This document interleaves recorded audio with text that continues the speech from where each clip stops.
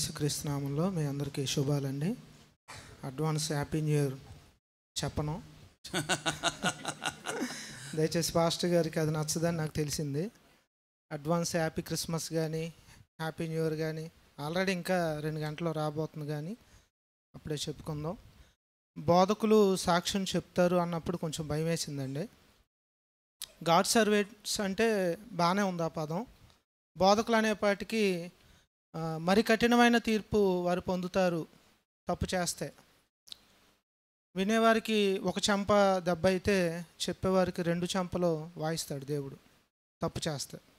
అందుకని బోధకులు అనే పదం వినేపాటికి నాకు కొంచెం భయం అనిపించింది. ఈ సంఘానికి నేను గత 2 సంవత్సరాల నుంచి వస్తున్నానండి. కరోనా తర్వాత చాలా స్ట్రగుల్ అయ్యాను ఆత్మీయంగా. చక్కగా ఎదిగాను పీటర్ సింగ్ గారి చర్చిలో ఆత్మీయంగా. యవనస్తుల మధ్య కొంత గ్యాప్ వచ్చింది, చాలా ఇబ్బంది పడ్డా. కుటుంబాన్ని ఆత్మీయంగా నిలబెట్టాలి, నేను ఆత్మీయంగా ఉండాలి, ఇక పెద్దగా నాకు కోరికలు ఏం లేవండి. ఆ క్రమంలో ఒక మంచి సహవాసం కావాలి, అది ఖచ్చితంగా ప్రతి విశ్వాసికి అవసరం, ఫెలోషిప్ అనేది. కానీ చాలా స్ట్రగుల్ అవుతున్న సమయంలో శివయ్య గారు అలాగే మా అన్నయ్య ప్రోత్సహించి సంఘానికి నడిపించారు. మా అమ్మగారు ఇక్కడ గత 20 ఏళ్ళ నుంచి వస్తున్న సంగతి మీకు తెలుసు. మా అమ్మగారు మీతో కలిసి దేవుని ఆరాధించారు, ప్రార్థించారు. సంవత్సరం క్రితం దేవుడి సన్నిధికి వెళ్ళారు, మీ అందరికీ తెలుసు. ఇక్కడికి వచ్చిన ప్రారంభంలో రావడం, కూర్చోవడం, దేవుని స్తుతించడం, వెళ్ళడం, ఇదే జరిగింది ఒక 6 నెలలు. అన్న గమనించారు, బైబిల్ స్టడీ తీసుకోనానా అన్నారు. నాకు బైబిల్ స్టడీ తీసుకోవడం కొంత అలవాటు ఉంది. అది పీటర్ సింగ్ గారి చర్చిలో చక్కగా యవనస్తుల మధ్య నేర్చుకున్నాను. ఆ స్టడీ ఎలా ఉంటుందో, ఆ వాక్య సారం తెలుసుకోవడం నాకు చాలా ఇష్టం. అది ఆ పరిచర్య చాలా ఇష్టం. నేర్చుకొని నేను కొన్ని సమయాల్లో తీసుకునే స్థాయికి వెళ్ళాను. అది చాలా మంచిది అనిపించింది. అన్నయ్య వాక్యం తీసుకోమన్నప్పుడు యవనస్తుల బైబిల్ స్టడీ నిజంగా అది చాలా బాగుంటుందండి. యూత్తో కలిసి బైబిల్ స్టడీ చేయడం, వాళ్ళ అభిప్రాయాలు మనం తెలుసుకోవడం, ఆ బైబిల్లో ఉన్న సారం వాళ్ళకి చెప్పడం. వాళ్ళు చాలా తెలివైన వాళ్ళు అండి, యవనస్తులు చాలా తెలివి. మనం వాళ్ళని చాలా తక్కువ అంచనా వేస్తాం, కానీ చాలా అప్డేట్ అయ్యి వాళ్ళ ఆలోచనలు మనం ఒకవేళ రాబట్టగలిగితే సమాజానికి యవనస్తుల ఆలోచనలు చాలా అవసరం. అది చేస్తున్నాను. అనుకోకుండా గుణదల సంఘం జనవరి 30వ తారీఖున ఈ సంవత్సరం దేవుడు కృపను బట్టి ప్రారంభించారు. మరి అన్న ఏమనుకున్నారో బైబిల్ స్టడీస్ నుంచి ఆరాధన వర్తమానాలు చెప్పాలనా అని ప్రోత్సహించారు. నో అని చెప్పడం అనేది నాకు మొదటి నుంచి లేదు. సరే అని నేను అనుకున్నాను. రామర్పాడు అలాగే గుణదల వారం వెంబడి వారం ఇస్తూ ఉన్నారు. దాదాపుగా లెక్కేసానండి ఇందాక. రామర్పాడు మందిరంలోనేమో 12 సార్లు నేను చెప్పడం, గుణదల్లో 11 సార్లు. చాలా మంచిది అనిపించింది. నేను నేర్చుకోవడానికి, నా ఆత్మీయ జీవితం దేవునితో గడపడానికి చక్కని అనుకూలమైన సమయం నాకు లభించింది. ఒకవేళ అది లేకపోతే, అది పాస్టర్ గారి ద్వారా దేవుడు ప్రేరేపించకపోతే మామూలుగా స్టడీ చేసేవాడిని బైబిల్. కానీ ఆరాధన వర్తమానం అనేపాటికి విపరీతమైన స్టడీ. ఒక అరగంట చెప్పే వాక్యం దాదాపు ఒక 14-15 గంటలు బాగా స్టడీ చేయాలి. నేను చెప్పాలి, సత్యం కదా, అది మళ్ళీ వేలెత్తి ఎవరు చూపకూడదని. ఈ క్రమంలో రామర్పాడు మందిరంలో ఈ 150 కీర్తనల గ్రంథకర్తలు ఎవరు, అసలు ఎంతమంది రాశారు అనే క్రమంలో చెప్పానండి. వారం వెంబడి వారం అదొక సీరియల్ లాగా నేను చెప్పగలిగాను. ఒక 7 నాకు తేలారు. మనకు తెలుసు, దావీదు గారు, మోషే గారు, సొలొమోను గారు, ఆసాపు గారు, కోరాహు, హేమాను, ఏతాను. ఈ 7 జీవితాలు చాలా దగ్గరుండి నేను గమనించానండి. వాళ్ళు ఎంత ఆరాధన చేశారో దేవుణ్ణి, ఎంత దగ్గరగా జీవించారో, ఎంత ప్రత్యేకించబడ్డారో. దాదాపుగా బైబిల్లోనండి 3600 క్యారెక్టర్స్ ఉన్నాయంట. బైబిల్లో మనం చదవగలిగితే మనం గట్టిగా 10 మంది పేర్లు చెప్పగలం. అబ్రహాం గారని, ఇస్సాకు, యాకోబ్, మోషే, యెహోషువ, దావీద్, సాల్మాన్, యేసుప్రభు, పౌల్, ఇలా చెప్పగలిగితే ఒక 20 పేర్లు చెప్పగలం. కానీ దాదాపుగా 3600 క్యారెక్టర్స్ ఉన్నాయి బైబిల్‌లో. అందులో మంచి క్యారెక్టర్స్ ఉన్నాయి, చెడ్డవి ఉన్నాయి. ఒక్కొక్క క్యారెక్టర్ నేను ఈ ఆరాధన వర్తమానం ద్వారా స్టడీ చేయడానికి దేవుడు అనుకూలపరిచారు. అది నేను చాలా సంతోషిస్తున్నానండి. ఒక సీరియల్గా చెప్పగలిగాను. అది విన్నవారికి ఆ వారం అర్థమై ఉండొచ్చు, మర్చిపోవచ్చు. కానీ నేను పదే పదే నాకు అది తృప్తినిచ్చింది. నన్ను ప్రోత్సహిస్తున్న విధానం చూస్తే చాలా మంచిది అనిపించిందండి. ఈ సంవత్సరం ప్రారంభంలో చాలా స్ట్రగుల్ అయ్యానండి. చాలా స్ట్రగుల్ అయ్యా జనవరి నుంచి. ఎందుకంటే అమ్మ చనిపోయి అప్పటికే కొన్ని రోజులు అవుతుంది. కొన్ని రోజుల తర్వాత కొత్త సంవత్సరం వచ్చింది. అంత లక్ష్యాలు ఏం పెట్టుకోవాలా, ఈ సంవత్సరం ఇవి చేయాలి, ఎలా ఉండాలి.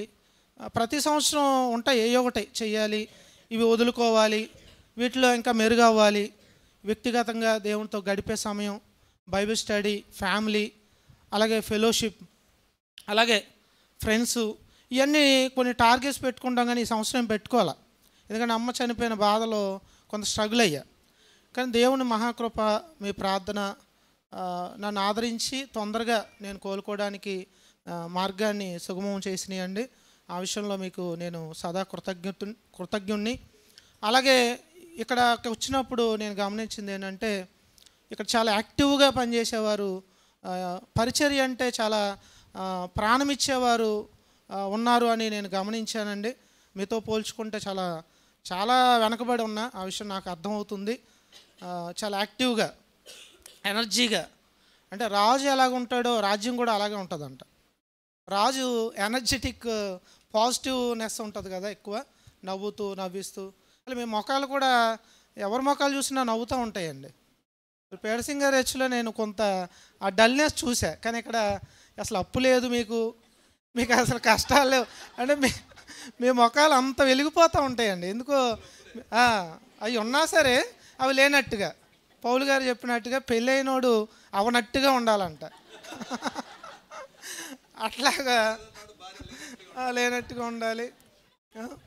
అట్లాగా మేము మొఖాలు చూస్తుంటే నవ్వు, ఇక్కడ వాతావరణం చూస్తే, ఈ క్లైమేట్ చూస్తే ఆత్మీయంగా, మీరు అందరూ నన్ను ఒక తమ్ముడిగా, పాస్టర్ గారు అయితే ఒక నాన్న అని చక్కని పదాలతో పలకరించడం, అలాగే పరిచర్యలో రవణ కానీ, సతీష్ గారు కానీ, వినీలా గారు కానీ, రామలక్ష్మి అక్క కానీ, నిజంగా అన్న కానీ చాలా యాక్టివ్గా దేవుని పరిచర్య చేయాలి, ఎనీ టైం నేను అందుబాటులో ఉండాలి అనే ఒక ఆలోచనతో, శివయ్య గారు కానివ్వండి, మీరు చాలా చాలా గమనిస్తున్నానండి.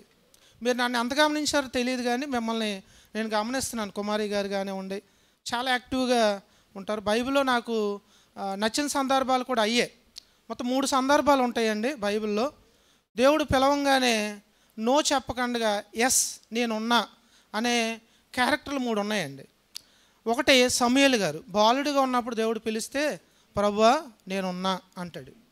అలాగే యెషయా గారిని దేవుడు నేను ఎవరిని పంపిస్తానంటే నేనున్నా అంటాడు. కొత్త నిబంధనలో దమస్కులో అననీయ అనే ఒక శిష్యుడు ఉంటాడండి. పౌలు గారికి స్వస్థత తెప్పించడం కోసం ఆ భక్తుని వాడుకుంటాడు. అననీయ అనగానే నేనున్నా ప్రభు అంటాడు. అంతే, ఇంకేం అండవు. నేనున్నా. సాకులు మోషే గారు కూడా చెప్పారు. దేవుని నా పని చేయాలంటే నాకు నోటి మాంద్యం, నేను మాట్లాడలేను, నాకు అంత అర్హత లేదు, నా మాట వినరు, ఇలాగా కొంతమందిలో సాకులు చూడగలం. కానీ వీరు ఎనీ టైం సిద్ధపడి ఉండడం, ఆ క్యారెక్టర్లు చదవడం నాకు అలవాటయ్యి అందుకే నేను నో చెప్పలేదు. అలా నన్ను ప్రోత్సహిస్తున్న విధానాన్ని బట్టి ఈ సంఘానికి నేను రుణపడి ఉన్నా అండి. అలాగే నా భార్య విషయంలో కూడా సంఘం ఆలోచించి సండే స్కూల్ టీచర్గా కొంత అవకాశాలు ఇచ్చారు. చక్కగా తను కూడా ఆత్మీయంగా ఎదుగుతుంది. ఇద్దరం సమానంగా చక్కగా సముజ్జీవలంగా, నాకు ఏమైనా డౌట్స్ వస్తే తను అడగడం, తనకు డౌట్స్ వస్తే నేను అడగడం, ఇద్దరం బైబిల్ గురించి ఎక్కువగా మాట్లాడుకోవడం, ఇది మా కుటుంబ పరిస్థితి. పిల్లలను కూడా ఆ విధంగా పెంచాలి. ఎందుకంటే మాకు బ్యాక్గ్రౌండ్, మా తల్లిదండ్రులు బాల్యం నుంచే ఆ రీతిగా పెంచలేకపోయారు, ఫెయిల్డ్ అయ్యారు భక్తి విషయంలో, మమ్మల్ని పెంచే విషయంలో. కానీ మేము ఆ విషయంలో ఫెయిల్డ్ అవ్వకూడదని శ్యామ్ సంతోష్నే కానీ సందీప్నే కానీ చక్కగా వాళ్ళని నిలబెట్టాలి దేవుళ్ళో అనే ఒక ఆలోచనతో వాళ్ళని చక్కగా నడిపిస్తున్నాం. మీకు తెలుసు మన 119 కీర్తన మా ఓడు అదరగొట్టేశాడు. ఆయన బట్టి నాకు కేజాక్ కూడా పేరు వచ్చింది. అది చాలా ఆనందం అండి. ఎందుకంటే దేవుని పని కదా, దేవునికి మహిమ కలగాలి, దేవుని వాక్యం కదా. ఆ రోజు మీరు అందరూ 119వ కీర్తన మొత్తం చదివారు. అది గొప్ప విషయం కదా. ఒక 20 నిమిషాలు మన చర్చిలో 176 వచనాలు కదలకండగా మెదలకండగా నిశ్శబ్దంగా చక్కగా చదవగలిగాం. 2023 క్రిస్మస్ రోజు అని చెప్పుకోవడానికి కూడా మంచిది అనిపించింది. దాన్ని బట్టి కూడా నేను సంతోషిస్తున్నాను అండి. ఇక రాబోయే 2024 సంవత్సరంలో ఇంకా నేను వ్యక్తిగతంగా ఇంకా దేవునితో గడిపే సమయం ఇంకా పెంచుకోవాలి. అది కొంచెం తగ్గిందని నాకు అనిపిస్తూ ఉంది. అలాగే ఫ్యామిలీ పరంగా ఇంకా నేను ఎదగాలి.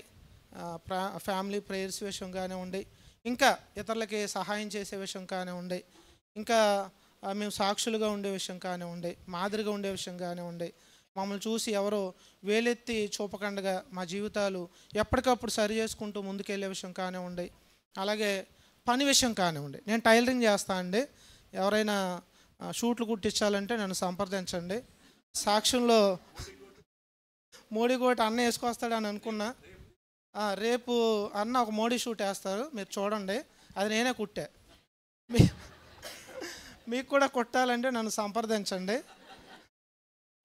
సాక్ష్యంలో అడ్వర్టైజ్మెంట్ ఇది.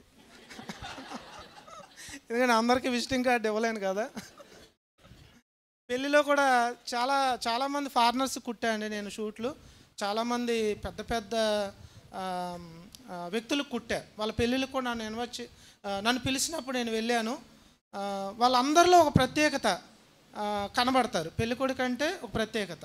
పెళ్ళికొడుకు అంటే ఎంత వెనకాల వాళ్ళ చెల్లెళ్ళు వాళ్ళ అక్కలు తిరిగినా వాళ్ళకున్న ప్రత్యేకత, వాళ్ళ డ్రెస్సింగ్ కానివ్వండి, వాళ్ళ మెరుగుదిద్దే విషయం కానివ్వండి, అది చూడంగా నాకు అనిపించింది, అమ్మాయి ఆ కోట్ నేనే కుట్టే, ఆ గుర్తింపు నాకు కూడా ఉంది అనిపిస్తుంది. నిజంగా దేవుడు నాకు మంచి పని ఇచ్చారండి. పనిని అలాగే పరిచర్యని రెండు బ్యాలెన్స్ చేసుకోకపోతే నేను ముందుకు వెళ్ళలేను. అది నేను పనిని నెగ్లెక్ట్ చేసి పరిచర్యకి నేను కష్టపడిపోతా, ఇబ్బంది పడతా, అది నాకు తెలుసు.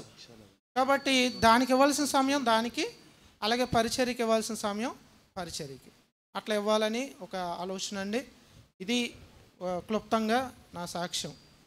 మరి